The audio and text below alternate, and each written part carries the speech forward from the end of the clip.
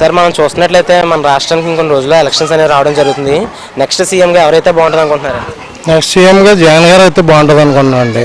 ఆయన ఎందుకు అనుకుంటున్నారు సార్? ఎందుకు అనుకుంటాను, వాళ్ళ నాన్నగారు చేసిన పనులు ఇంతకుముందు 10 సంవత్సరాలు చేశారండి. సీఎం కింద చాలా అభివృద్ధి పనులు చేశారండి. ఏ పేదవాడికి కూడా అన్యాయం అంటే ఏది జరగలేదండి. చాలా వరకు కూడా చాలా బాగుందండి. రాజశేఖర రెడ్డి గారు హయాంలో చేసిన పనులు ఏది కూడా పెండింగ్ లేదండి. ప్రతి వరకు 100% చేశారండి. ప్రతి పని కూడా పేదవాడికి అందుబాటులో ఉండే విధంగా ఆయన చక్కదిద్దారండి. దానివల్ల చాలా అభివృద్ధి అయిందండి. దానివల్ల మేము జగన్ గారిని కోరుకుంటాం నెక్స్ట్ సార్ కూడా. అంటే జగన్ గారు ప్రతిపక్ష నేత కింద విఫలం అయ్యారని చెప్పి పవన్ కళ్యాణ్ గారు అది విమర్శించడం జరుగుతుంది. దానికి మీరు 100 విమర్శలు ఉంటాయండి. విమర్శలకు వచ్చింది కాదండి, ఆయన పాదయాత్ర చేసే అంత విధానంగా కూడా ఏ రాజకీయ నాయకుడికి కూడా అంత ఓర్పు అంత నేర్పుకోలేదండి. అలా జగన్ గారు 3000-4000 కిలోమీటర్లు తిరిగి ఆయన పాదయాత్ర చేసి ప్రతి ఒక్క సమస్య కూడా ప్రతి ప్రజలను కూడా అడిగి, ప్రతి మనిషిని కూడా అడిగి, ప్రతి పేదవాడిని అడిగి ఏటి మీ పొజిషన్ ఎలా ఉన్నది ఏటి అన్నీ కనుక్కొని ఆయన పని ఆయన చక్కదిద్దుకుంటూ పోతున్నారండి. అలా పాదయాత్ర చేసే ప్రజానాయకుడు కూడా ఇప్పుడు వచ్చి ఎవరు కనబడలేదు. అంటే మొత్తంగా చూసినట్లయితే ఆయన మీద కొన్ని అవినీతి ఆరోపణలు అనేవి కూడా ఉందని చూస్తున్నాం. దానికి మీరేమంటారు? ఈ రోజుల్లో అవినీతి అంటూ మంచి పని చేసిన వాడికి ఎలాగ అవినీతి అని అంటగడతారండి. అది కంపల్సరీ ఉన్నదే. ఏ రాజకీయ నాయకుడు అవినీతి చేయకుండా ఉన్నాడండి. ప్రతి ఒక్కరు అవినీతి చేసిన వాళ్ళే. ప్రజల సొమ్ము తిన్నవాడే ప్రతి ఒక్కడను. ఎవడో నీతిగా ఉన్నవాడు ఎవడో లేడండి. అంటే మనం చూసినట్లయితే ఇప్పుడు చంద్రబాబు నాయుడు గారి పరిపాలన అభివృద్ధి ఏ విధంగా సాగింది అనుకుంటున్నారు? చాలా వరకు కొంతవరకు జరిగిందండి. కొంతవరకు ఎక్కడికక్కడ పెండింగ్లు ఉన్నాయి. పేదవాడికంటే ఏది 100% ఏది న్యాయం జరగలేదు. అంటే జగన్ గారు కనుక సీఎం అయితే రాష్ట్రాన్ని దోచేసుకుంటాడని చెప్పి చంద్రబాబు నాయుడు గారు చెప్పడం జరుగుతుంది. దానికి మీరేమంటారు? చంద్రబాబు నాయుడు గారు చెప్పడం ఏముందండి, సీఎం అయిన తర్వాత తెలుస్తుందండి. నెక్స్ట్ సారి 15 సంవత్సరాలు 20 సంవత్సరాలు ఎవరు సీఎంగా ఉంటారో జగన్ గారు సీఎం అవుతే తెలుస్తుందండి. ప్రతి ఒక్క ప్రజలు కూడా గుర్తించుకోవాల్సింది ఏంటంటే నెక్స్ట్ ఫ్యూచర్ కోసం ఏంటన్నది కూడా ఆలోచించుకొని ఈసారి ఓట్లు వేయాలండి ఎవరన్నా సరే. మన రాష్ట్రంలో చూసినట్లయితే ఇప్పుడు అనేది పొత్తు పెట్టుకోవడం అనేది చూస్తున్నాం కాంగ్రెస్ టీడీపీని. ఇది ఎంతవరకు సఫలం అవుద్ది అంటారు?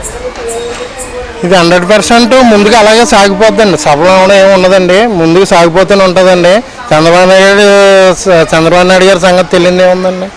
ఆల్రెడీ ముందు పవన్ కళ్యాణ్ గారితో పొత్తు పెట్టుకున్నారు, ఇప్పుడు కాంగ్రెస్తో పెట్టుకున్నారు. అది అన్ని మామూలు అండి. ఎలక్షన్ వస్తుందంటే ఇప్పటికి అన్ని మామూలు అండి. అంటే పవన్ కళ్యాణ్ గారు ప్రజల్ని సమస్యలు అది ఆయనే పట్టించుకుంటున్నారు, జగన్ గారు పట్టించుకోవాల్సిన పనులని నేను చేస్తున్నానని చెప్పి చెప్పుకోవడం జరుగుతుంది. దానికి పవన్ కళ్యాణ్ గారి పని ఆయన పని ఆయన చేసుకుంటున్నారండి. జగన్ గారి పని జగన్ గారు చేసుకుంటున్నారు. ఇందులో ఎవరు గొప్ప అన్నది ఏం లేదండి. ప్రజలకు ఎవరైతే అనుకూలంగా దగ్గరుండి చేస్తారో వాళ్ళకి 100% ప్రజలు వాళ్ళకి నమ్మి ఉంటారండి. ఇది మాత్రం వాస్తవం అండి. అంటే జగన్ గారు కనుక ముఖ్యమంత్రి అయితే అభివృద్ధి ఏ విధంగా ముందుకు సాగుద్ది అంటారండి? ఇప్పుడు ఉన్న దానికన్నా బాగా జరుగుతుంది 100%. రాజశేఖర రెడ్డి గారు అప్పుడు హయాంలో ఎలాగైతే జరిగిందో అలా జరుగుతుందండి. 100% ఇది వాస్తవం అండి. జగన్ గారు ఉంటే సీఎం అవుతే, జగన్ గారు సీఎం అయితే మన రాష్ట్రానికి ప్రత్యేక హోదా తీసుకురావడంలో సఫలం అవుతారంటారండి? 100% సాధించారండి. ఆయన ప్రత్యేక హోదా సాధించారండి 100%. చాలా మంది ఏంటంటే బాగుంటేనే రాజధాని నిర్మాణం పోలవరం అది పూర్తవుతాయని అనడం జరుగుతుంది. జగన్ గారు వస్తే ఏ విధంగా ముందుకు వెళ్తాయి సార్? అలాగని చెప్పి తెలంగాణ ఎడగొట్టేటప్పుడు కూడా మా బాబు గారు వస్తే బాగుంటుందని చెప్పి అందరూ ఓట్లు వేసేవండి. అటైపు ఏమో సెంటర్లో మోడీ గారు ఉండాలి, ఇటైపు బాబు గారు ఉంటే అభివృద్ధి ముందుకు వెళ్తుందని. ఏ అభివృద్ధి లేదండి. ముందు ప్యాకేజీ కావాలి, వీళ్ళకి హోదాలు అవసరం వద్దు. ప్యాకేజీలు ఒకటే ముఖ్యమైన, వీళ్ళకి హోదాలు అయ్యి అవసరం వద్దు. ప్రజల సమస్యలు అంతకంటే అవసరం వద్దు ఎవరికి కూడా. మనం చూసుకున్నట్లయితే కేంద్రంలో ఏ పార్టీ వస్తుంది అంటారండి?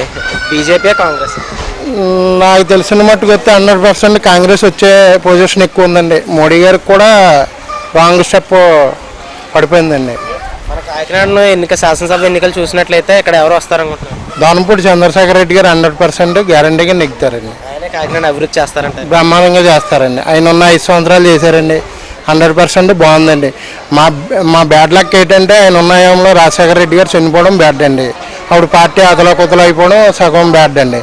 అయినా సరే ఆయన పని ఆయన వదలలేదండి. చంద్రశేఖర రెడ్డి గారి పని చంద్రశేఖర రెడ్డి గారు 100% ఆయన చేయవలసిన పనులన్నీ చేశారండి. ఆయనకంటూ ఏ పేరు పెట్టడానికి లేదండి. అర్ధరాత్రిగాడు వెళ్ళి మనం తలుపు కొట్టినా సరే రెడ్డి గారు 100% ఆన్లో ఉంటారండి.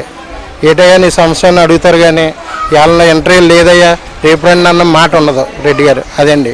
మీరైతే వైసీపీ అధికారంలోకి రావాలి, జగన్ సీఎం అవ్వాలని కోరుకుంటున్నాను. వైసీపీ అధికారంలో రావాలంటే సెంట్రల్లో కాంగ్రెస్ రావాలండి.